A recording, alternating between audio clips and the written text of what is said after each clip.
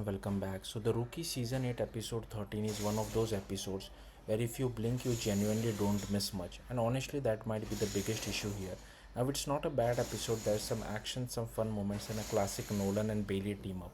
But overall, it feels like background TV, the kind you put on while scrolling your phone, and by the end, you realize you didn't really pay attention at all.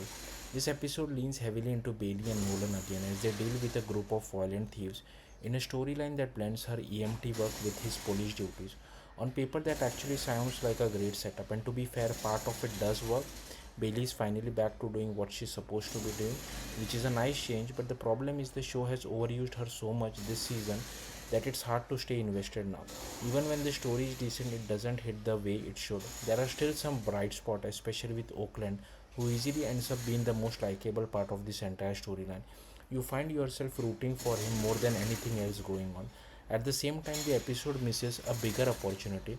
Instead of really diving into the idea of training the next generation, or building meaningful parallels. It leans more into action and shock value, which feels a bit repetitive. What's more frustrating is that the most interesting storyline in the episode barely gets the attention it deserves. Harper and Lopez are dealing with a retired cop who's running a crew, posing as officers to rob banks. And that is such a strong concept of once good cop turning criminal years later. That's complex, that's emotional, and that's exactly the kind of story this show usually does well. But instead of exploring that in depth, it gets pushed back to the background. We don't really get into why he changed, what led him there, or what it says about the system.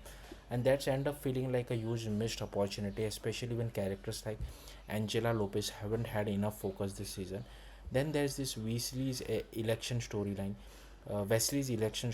which just sort of ends. He loses, and while that might set up something for later, the payoff here feels pretty underwhelming.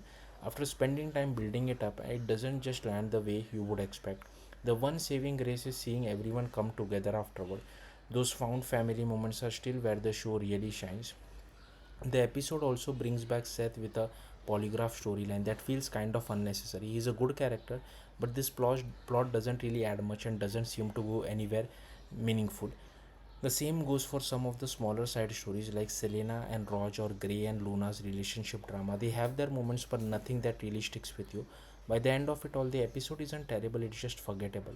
There's nothing outright bad, but there's nothing that really demands your attention or leaves a lasting impact. And for a show like The Rookie, that's where it falls short. That's it. Thank you for watching. Bye.